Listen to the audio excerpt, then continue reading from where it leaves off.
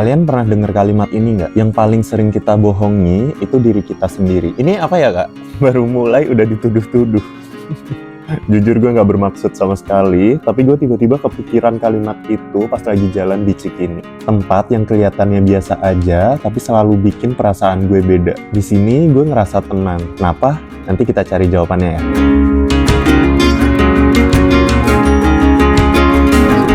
Ini outfit gue udah kayak cowboy per 10 sih. Ini demi mendalami outfit gue jadi cowboy ya. Mari kita naik kuda, tapi bukan sembarang kuda, melainkan kuda besi.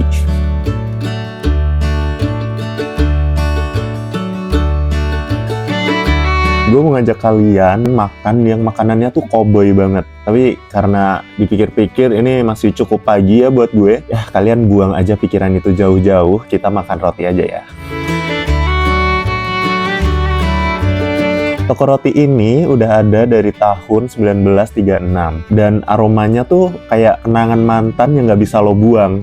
Etalasenya masih kaca tua, rak kayunya udah miring dikit, pintunya juga udah nggak bisa ditutup rapet, tapi justru itu yang bikin tempat ini tuh punya jiwa. Kayak hidup kita juga nggak sih? Makin lama makin berantakan, tapi makin bermakna. Gue pesen kayak apa ya, cake coklat jadul gitu. Wow, rasanya benar-benar enak banget sih. Kayak bener sih kalau ini bilang coklat jadul. Coklatnya nggak yang dark coklat gitu, tapi kayak nyaman gitu di mulut. Terus gue tuh juga ada pesan roti-roti kayak gini, karena gue tuh sebenarnya paling suka sama roti tuh roti ini. Gue nggak tahu kenapa dari kecil gue tuh selalu belinya roti kayak gini, tapi gue sampai sekarang nggak tahu namanya ini roti apa. Padahal basically dia tuh sebenarnya cuma roti yang atasnya tuh ada kayak whipped cream sama meses coklat.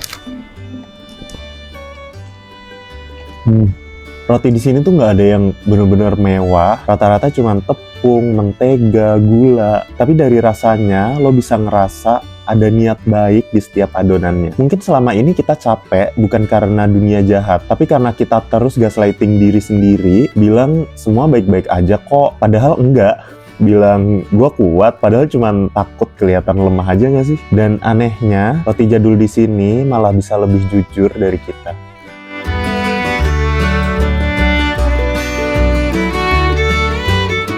Kita cari makan siang dulu ya. Ini harusnya kalian udah pada tahu lah ya. Bakmi legendaris ini yang dari dulu sampai sekarang rasanya tuh nggak neko-neko. Dulu tuh gue sering banget makan ini, tapi yang di Sabang. Dan gue pernah makan di sini kayaknya baru sekali atau 2 kali deh. Jadi gue pesan bakmi ayam spesial. Jadi dia tuh basically bakmi. Terus spesialnya apa? Spesialnya karena dia dapat bakso dan juga pangsit. Gue kangen banget sama pangsitnya lagi.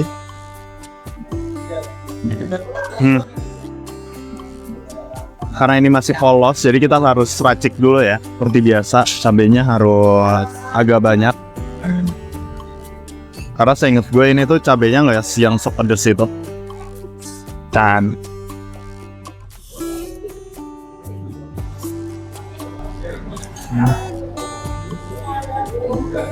enak banget. Dan bagusnya hari ini adalah mereka mie-nya nggak kelembekan. Karena gue beberapa kali pesan sebenarnya mie-nya kelembekan. Ya, tapi aku nggak apa-apa. Wah, rasanya tuh agak nostalgia aja makan bakmi ini. Bakminya sederhana, toppingnya pas, dan entah kenapa makannya tuh bikin tenang. Kayak istirahat bentar dari kepala sendiri gitu. Mungkin ini juga bentuk kecil dari self-care kali ya. Bukan healing-healing besar, tapi makan siang dengan niat tanpa mikir macem-macem. Kadang hidup tuh kayak bakmi ini. Kalau kebanyakan topping, malah nggak kerasa rasanya. Dari Bakmi Roxy, kita lanjut jalan-jalan di sekitar sini dulu kali ya. Tiap lihat bangunan di sini tuh rasanya kayak saksi hidup. Dari zaman kolonial sampai sekarang, semuanya tuh bertahan tapi dengan caranya masing-masing. Kadang gue mikir, mungkin jadi tua tuh bukan tentang umur, tapi tentang kemampuan buat tetap berdiri walau udah nggak seindah dulu. Dan di titik ini, gue mulai ngerti kenapa tempat ini tenang.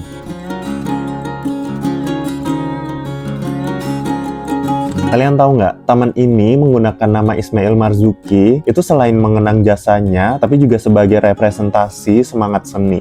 Makanya nggak heran tempat ini tuh banyak orang-orang latihan teater, dance, dan lain-lain. Bahkan hari ini tuh sebenarnya ada pertunjukan teater gratis, tapi gue nggak nonton karena acaranya tuh masih jam 8 malam nanti. Nah, si Pak Mail ini kan orangnya puitis ya. Tapi pas beliau ngelamar istrinya tuh cuma bilang kalau mau kita kawin. Nih meskipun romantisnya mendadak hilang, tapi beliau straight to the point ya. Nggak kayak kalian yang cuma digantung, tiba-tiba ditinggal. Bercanda. Selain buat kegiatan seni, tempat ini tuh sekarang juga dipakai orang buat cari ketenangan. Atau mungkin cari diri sendiri. Ingat nggak, di awal gue bilang gue tuh ngerasa tenang di sini. Dan ternyata jawabannya tuh sederhana. Karena di Cikini, lo tuh nggak dituntut buat sempurna. Bangunan-bangunan di sini tuh nggak ada yang mulus. Jalanannya juga nggak rapi semuanya. Tapi semuanya tuh tetap ada. Mungkin ini yang bikin tenang kali ya. Bukan karena semuanya beres, tapi karena nggak ada yang maksa lo buat kelihatan beres. Ada pepatah yang bilang, yang damai bukan yang nggak punya luka, tapi dia yang udah berhenti buat pura-pura sembuh. Dan kayaknya itu juga pelan-pelan gue pelajari di sini sih.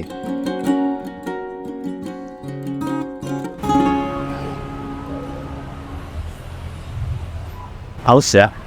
Mari kita cari kafe. Di ujung jalan Cikini Raya ini ada coffee shop yang dulunya tuh kantor pos. Nah, mungkin dulu Minke sama Analyze tuh kalau surat-suratan lewat sini kali ya. Coba kalian tanya ke petugasnya. Satu arah. Cafe ini vibes-nya klasik ya. Begitu masuk, kalian langsung disambut sama water fountain. Di dalamnya vibes-nya tuh lebih klasik lagi. Interior cafe ini vibes-nya tuh lebih kayak Jawa, ada sentuhan Tionghoanya dan Belandanya. Ini biar vibe-nya makin berasa, jadinya gue pesen beras kencur.